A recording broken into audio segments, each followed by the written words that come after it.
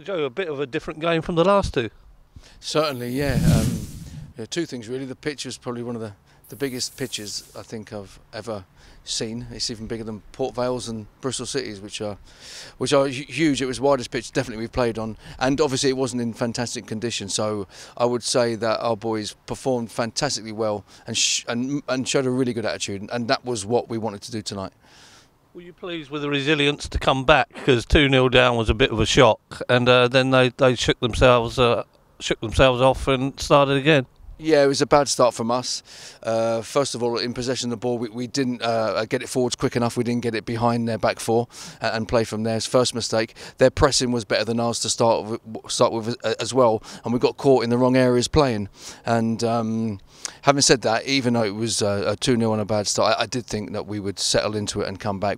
We did panic for 5 or 10 minutes after that, which is only natural with a lot of young players. But I did think once we just settled into our pattern and settled into our football, I did think we could come back, and even then I fully expected us to win the game.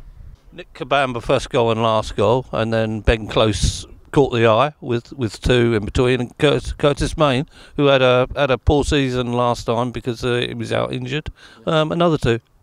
Yeah, that's right, and particularly your forwards, you want them scoring goals, like on Saturday when Connor got a hat-trick and Cal scored. You really want your 9 and 10 amongst the goals if possible. Gives them confidence at whatever level you score at. It gives the players confidence. So tonight, Curtis to score a couple and Nicke, it's ideal for them, and Curtis got one Saturday as well. So hopefully there's some goals in them 4 players, and hopefully they can proceed to score more as we go. Was there disappointment with the goals conceded? Yeah, very much. Like 2-0 down away from home early on, pre-season or not, we come here to win the game, and when that happens, of course it's very disappointing. But like I said, I did think we were going to come back into it. I fully expected us to come back into it. I think there was a bit of panic going on with the players where we looked very disjointed, we didn't get our pattern going, and we needed just to stick to the game plan. And but we did.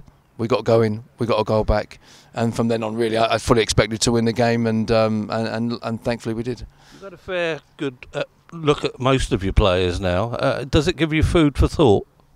Yeah, we've got a really good bunch of players here. Of course, coming off the back of winning a league, there's a good spirit amongst them.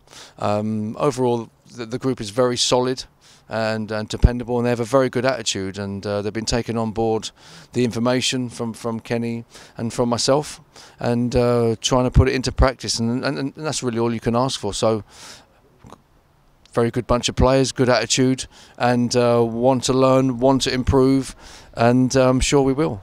2 men not here tonight, Matt Clark and Nathan Thompson. What can you tell us about them?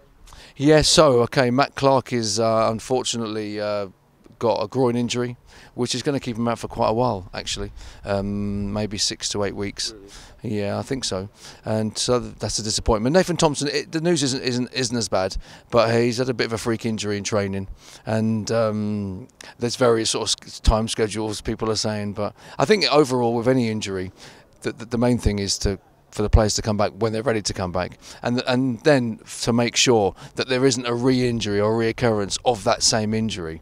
So whilst I'm giving a time limit maybe for Matthew Clark, and maybe not for Nathan, I think when they're ready to come back, they'll be back. And I think if that takes X amount of time or Y, I think we should stick with that really.